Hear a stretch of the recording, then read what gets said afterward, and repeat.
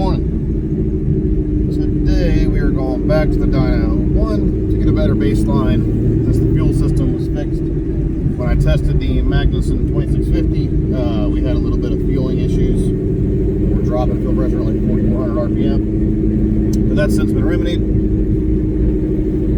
So hopefully we pick up a little bit of power there. But we're doing another baseline today because I was sent this by Department of Boost. This is a lower pan pulley. Well, not lower pan pulley. Lower pan for the blower. Essentially the same concept as the upside down lids for newer Whipples.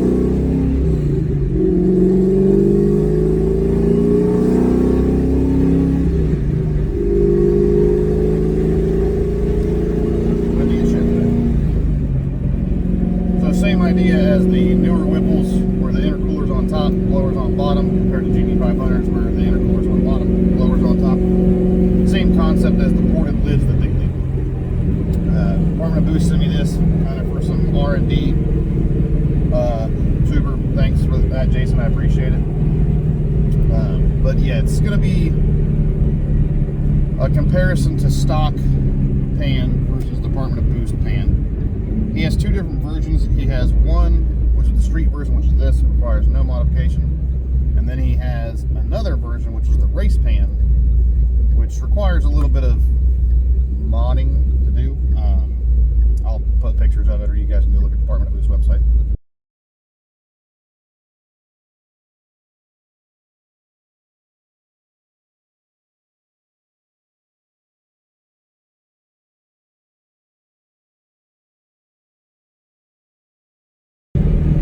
I hope it works out. I hope it makes more power. I hope Jason can sell more. I hope I pick up more horsepower because it's going to be a lot of work. But other than that, guys, I'll see you when we finish the dyno.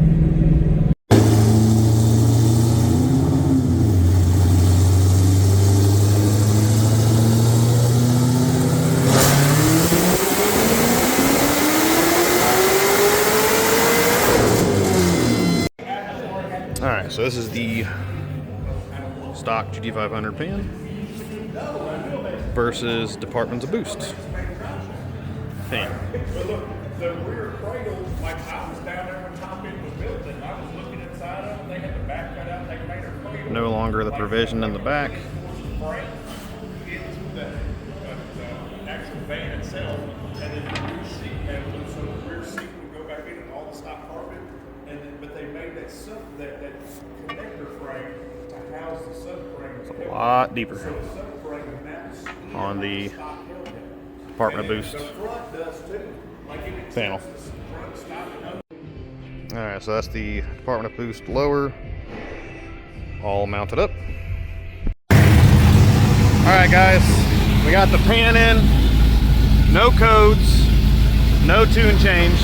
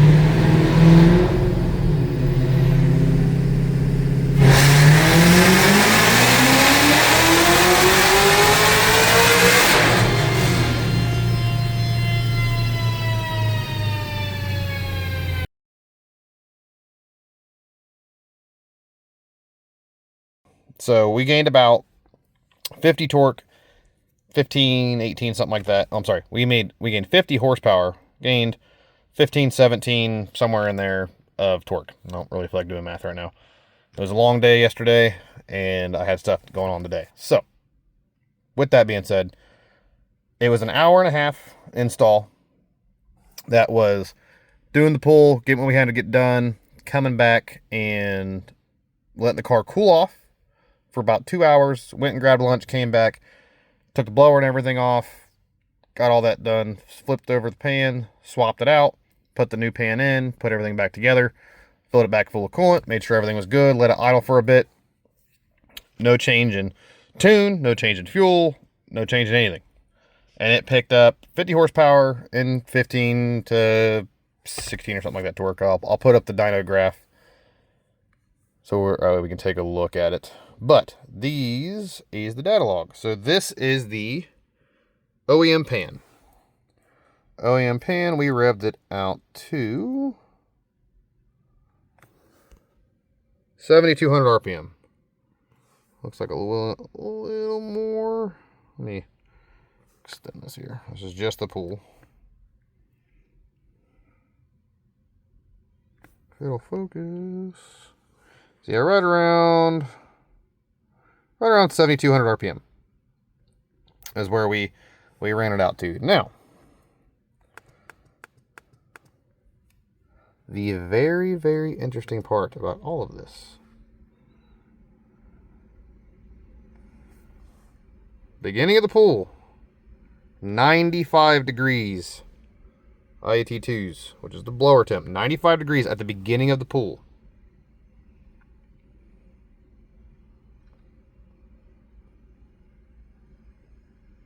It went down to 90 degrees on the hit. Climbed up a little bit, climbed up a little bit, climbed up a little bit. We're going to say right here, or here. Let's do this. I'm not a data log expert. I data log this shit, send it into one. Where is pedal? Pedal. I guess it's further down. Pedal. There we are, pedal. Boom. Okay, sweet. Let me go back to IAT2. I can take a look. IAT. This is with a stock pan. We're going to call that is when I get on it. 95 degrees. It went down for the majority of the pool to 90. Try to creep up a little bit. Call right there where I let out. We'll say 100 degrees. 100 degrees, so it gained 5 degrees in temperature during the pool. Mind you, this is no ice in the tank on either one. On either pool. Come down here. Unfortunately, I can't see math pounds per minute. I'm tuned by Lund. It caps to 96, well, 86.69. Every data log I've ever had only ever says that for math pounds per minute. Load as a fraction. Peak. Where's the peak? Back it was gray. I don't know. It says peak. Where is it? Okay. 3.24 air load. It fluctuates a little bit. Closing up. So yeah, it fluctuates. We'll go 3.15 as an average on air load throughout that pool. So that's pretty much all the data I can look at on here. It's the only thing that really matters. Timing. Here, I'll show timing. That way we don't have anyone going, oh, you fucking threw a bunch of timing in it. I don't tune, guys. I don't tune. One does that shit. Where the hell is soft hot? Because GT500s are dumb. Soft hot.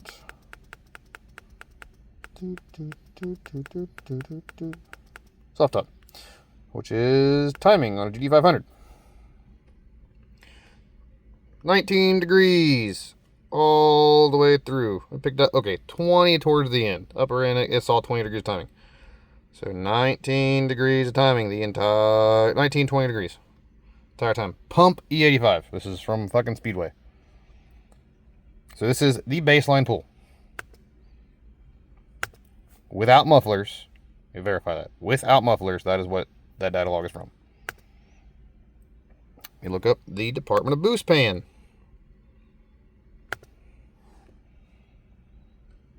As soon as it'll load. I'll tell you what, guys. You guys ever like need a laptop for data logging? This thing isn't the fastest, but I literally bought it from a pawn shop for like 50 bucks. I don't use, and I have no need for a laptop besides this. Okay. That's OSS. That is not RPM. Get out of here. RPM. OSS. Boom. We're going to grab the pool. The pool. Boop. We're going to grab pedal. Well, let's look at RPM.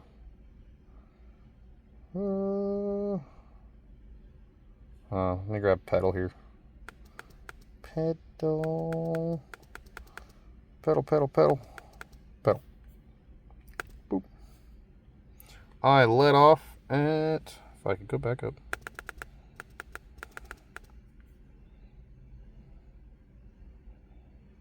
Alright, I went a little higher, but it doesn't really affect anything. It made the power earlier. 7,300 RPM. I took that boy a little too far, to be 100% honest. Took it a little bit too high. I'm probably going to get yelled at by Alex on that one. Well, by Lund. Okay. IAT2, the interesting part.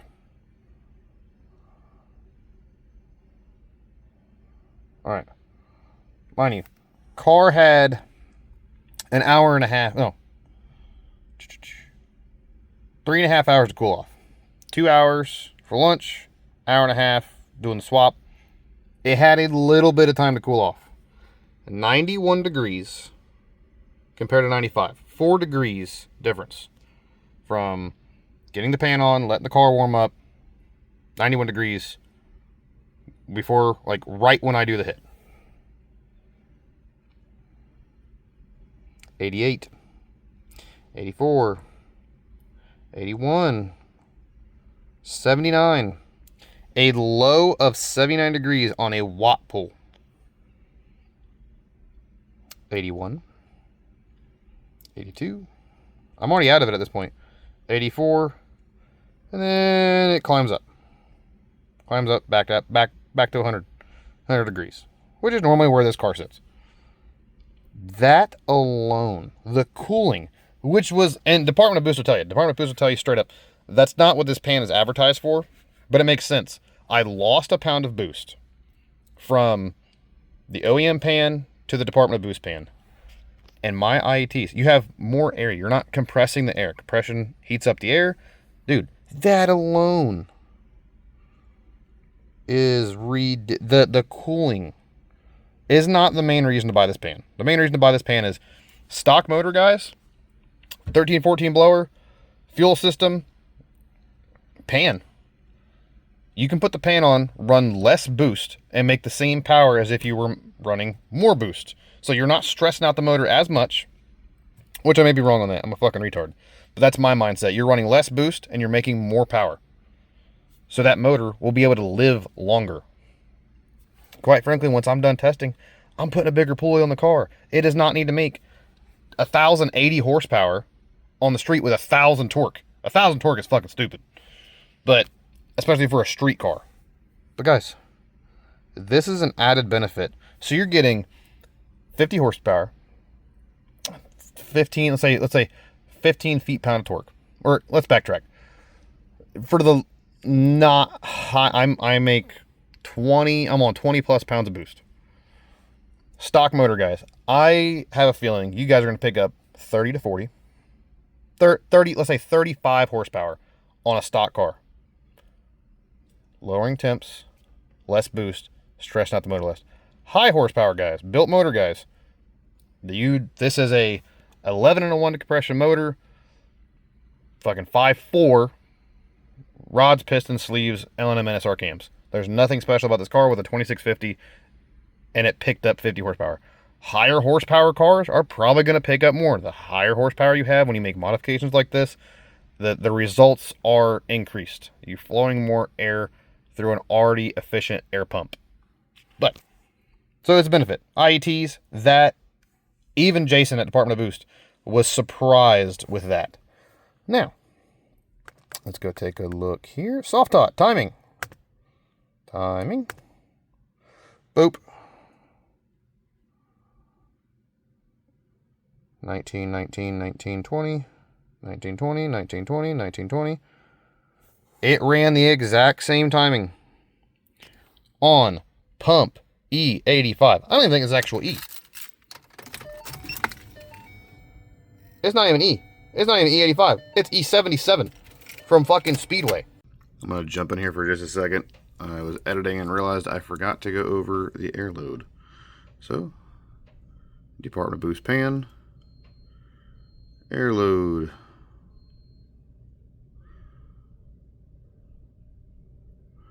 Going up, going up, going up. Mid pool. 321, 326, 324. Peak was higher, but overall average was higher during the pool. 3.14, or yeah, 3.15 versus pretty much 3.20, 3.22. But there's the data on the air load as well. Still made 19 degrees. Well, 19, 20 degrees. Still made 19, 20 degrees on E77 because of fucking all dog water bullshit they be putting in pump E.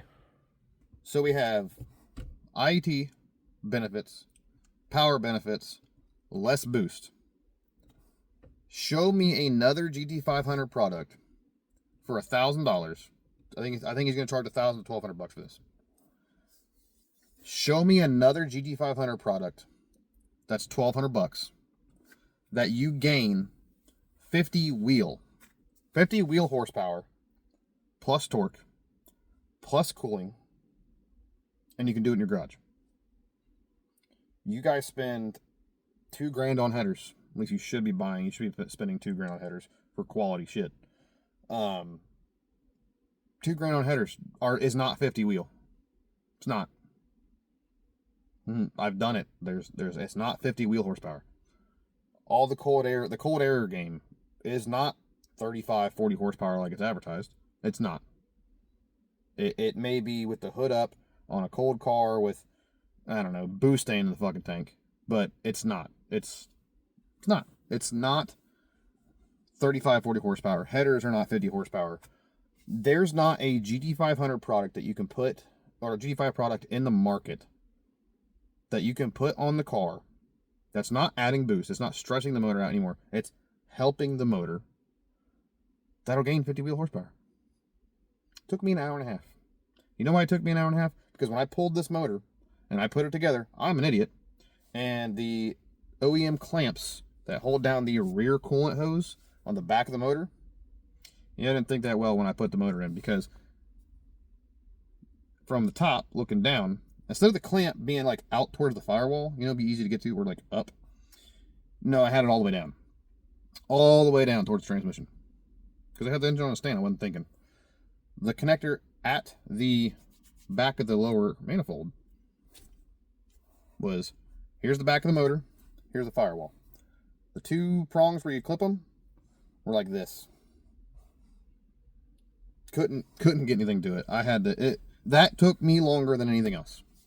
It took me an Allen key, 8mm for the fuel rails, 10mm for the lower manifold, either 10 or, I think it's 10 or, I think, pretty sure it's 10.